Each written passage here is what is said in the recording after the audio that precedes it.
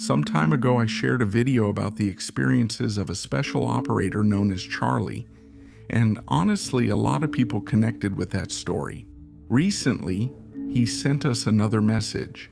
Besides thanking all of you for the support you gave him in that video, he also decided to share another experience he had during his time in the Mexican army.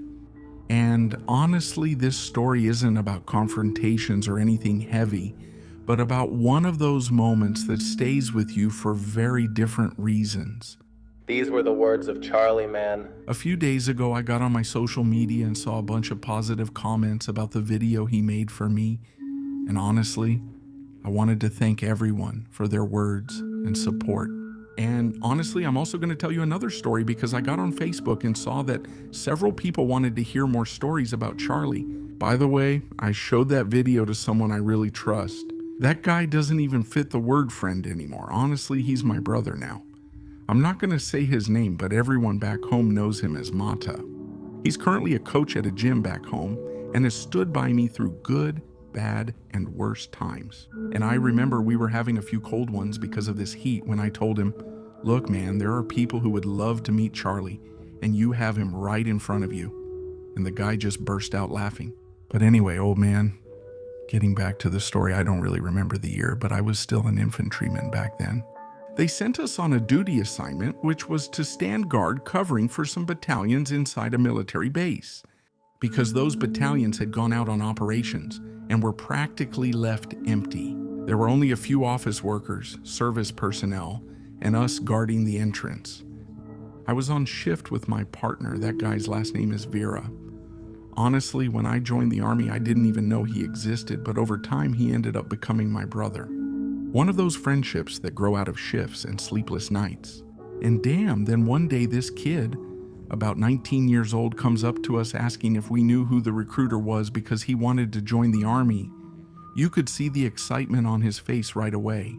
My buddy and I told him, "No, kid, we're not from those battalions and we don't know the recruiter here either." So we asked him where he was from, and he says, "I came from Chiapas." And then he pulls out a beat-up yellow folder with his documents to try to enlist. The poor guy looked tired but really hopeful. We told him to wait for us a bit because we were on duty and couldn't get too distracted. But that after our shift, we could try to connect him with the recruiter from our battalion.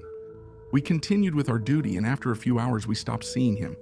Honestly, we thought he had gotten impatient and just left. But the next day he came back, and that's when it hit us what had happened. The kid already seemed desperate. He was peeking into the base as if looking for someone. Then he tells us, "Hey, yesterday a man came up to me out here and started talking to me. I told him I wanted to join the army, and he said he was a recruiter. He says he even showed him a military ID, and the kid, all excited, told him all about his dreams. Then the supposed recruiter asked him for his documents and also money to speed up the process, and the kid gave him everything. Everything he had for transportation, food, and the trip back. He said he would definitely be accepted and just needed to wait for him. Supposedly, he entered through another gate of the military base, but he never came out again. And honestly, at that point, my buddy and I just looked at each other because then we understood everything. So we told him, "What are you thinking, man? We told you to wait for us until our shift was over so we could connect you with the recruiter from our battalion." And the kid just lowered his gaze and said, "Yeah, but I was really excited." And honestly, that was what hit me the hardest. Because the kid wasn't crying so much about the money. He was crying because he felt like they had messed with the dream he had since he was a kid. So we started trying to calm him down and joke around with him so he could relax a little. We told him, "In a few months, I can see you all geared up, guarding the gate so even La Llorona can't get in." Though still agitated, the bastard laughed a bit. Afterwards, we talked with the commander and several fellow soldiers. All of us decided to pool some money together to cover his fare so he could return to his hometown and have something to eat on the way. There were about 15 of us plus the commander, and together we managed to put something together. When we gave him the money, the kid stayed quiet for a few seconds. Then he shook hands with my partner and me and said, "Honestly, thank you. I didn't even know how we were going to get back." And I remember perfectly that I even gave him a little more on top of that. But the kid then told me, no, that's already a lot of help.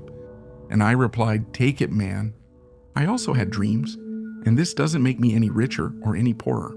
The kid ended up hugging us before he left. And before he left, I told him, I know we probably won't ever see each other again, but take care of yourself, buddy. You know you'll always have a home in Morelia, Michoacan. And honestly, to this day, I hope that kid achieved his dream.